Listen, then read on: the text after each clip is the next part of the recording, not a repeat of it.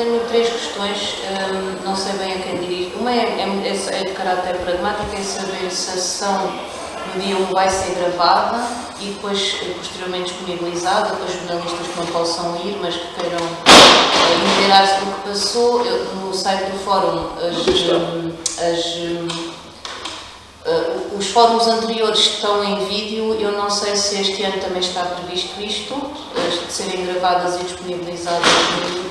E depois uma pergunta sobre o fórum em geral, que é uma organização informal, ou queríamos saber se está previsto um dia organizarem-se formalmente e se já pensaram em que cidadãos, indivíduos se possam associar ao Fórum Património. Pode ser interessante porque o Fórum Património tem uma abrangência geral e normalmente as associações de defesa do património em Portugal têm objetos específicos.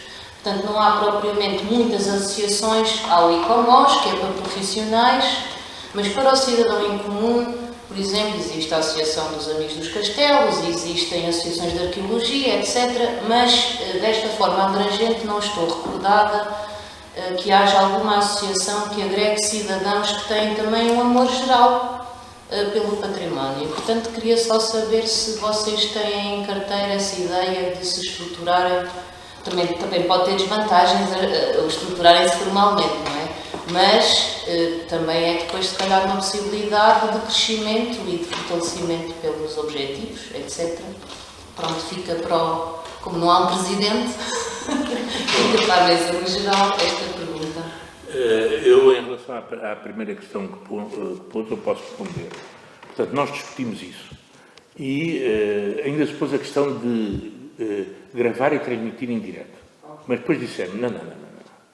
Isto temos que romper, porque com a pandemia, de facto, tem sido um descalabro. As pessoas acomodaram-se à situação de estar em casa e a ver as coisas pela televisão, e temos que voltar. Isso de maneira nenhuma substitui o cara a cara. Não é? Portanto, a gente falar, assim como estamos aqui a falar. Não é? Aliás, saiu há pouco tempo um indivíduo francês das neurociências, que eu aconselho as pessoas a lerem para ver os perigos que isto tem, que é a fábrica dos cretinos digitais. Não sei se já viram esse livro. É extremamente importante porque ele próprio diz que a geração futura vai ter um coeficiente de inteligência inferior aos pais.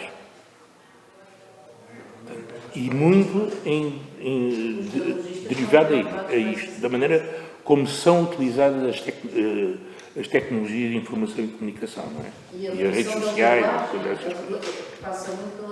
e, portanto, o que é que nós pensamos? O fórum vai ser gravado e, em diferido, lá mais, não é para o verão, mas para o inverno, quer dizer, poderá ser posto, por exemplo, no site do Fórum do Património.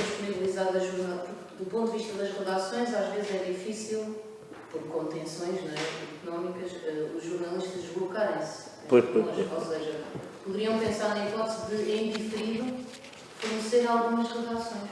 Não, mas isso quer dizer, em diferido vai ser, não é? Portanto, não vai ser, coisa como é que se chama? Em simultâneo. Em simultâneo, em direto. Não é? Direto. A outra questão, o Vítor Coias. Pois, essa situação, enfim, eu penso que já aqui referi, já dei, de certa maneira, uma indicação nesse sentido. É que as associações não estão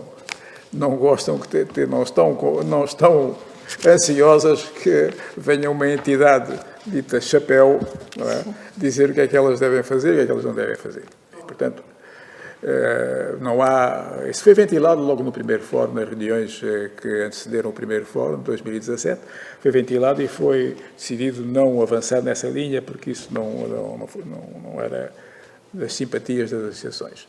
Embora tivesse vantagens. Por outro lado, também, isso significaria depois, provavelmente, como acontece com as federações, que depois as ONG teriam que descontar e os sócios teriam que estar a pagar uma cota mais elevada para poderem pagar a cota parte da federação e portanto, ninguém gosta de pagar mais, ainda por cima num país que está em processo de empobrecimento, não é? Em vez de se criar riqueza, está-se a criar pobreza, e, portanto, digamos, temos todos que ser muito poupadinhos. E, portanto, as associações têm esse problema, aliás, é uma das grandes limitações. Mas, de qualquer maneira, foi isso que foi falado várias vezes, entretanto, houve quem apontasse as vantagens dessa possibilidade e eu pedi ao Dr. Pedro Bandeira, que é jurista, para, na apresentação dele, dar algumas ideias de como é que isso podia ser feito, sem criar uma federação, sem ser um protocolo ou uma convenção assinada pelas associações para, em determinados domínios, serem representadas pelo Fórum do Património. Isso tinha a vantagem, depois do Fórum do Património, poder ter mais autoridade quando abordasse, digamos, a Assembleia da República, ou o Governo, ou as autarquias, em nome das associações.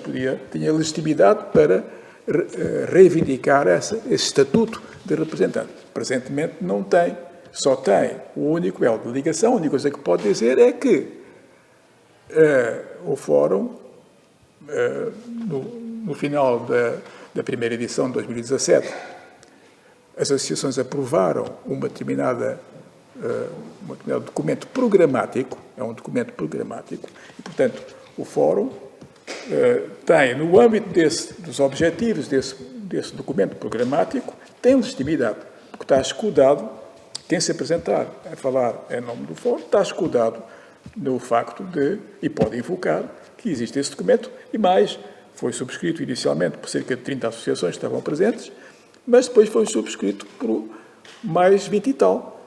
E tem, neste momento, estas 50 associações ou ONGs que subscreveram, embora nem todas estejam em atividade. Quer dizer, há uma grande, digamos, há um grande número de associações que estão, digamos, num estado mais ou menos de vida vegetativa e podem também tirar partido desta motivação criada, o simples facto das associações saberem que umas que não têm atividade vêm ali, outras ao lado, que estão cheias de atividade e entusiasmadas, etc., e são capazes de se entusiasmar também. Não é? Portanto, isso, de certa maneira, é contagioso. O entusiasmo é uma coisa contagiosa. Mas, portanto, responder à sua pergunta é isto que tinha para dizer.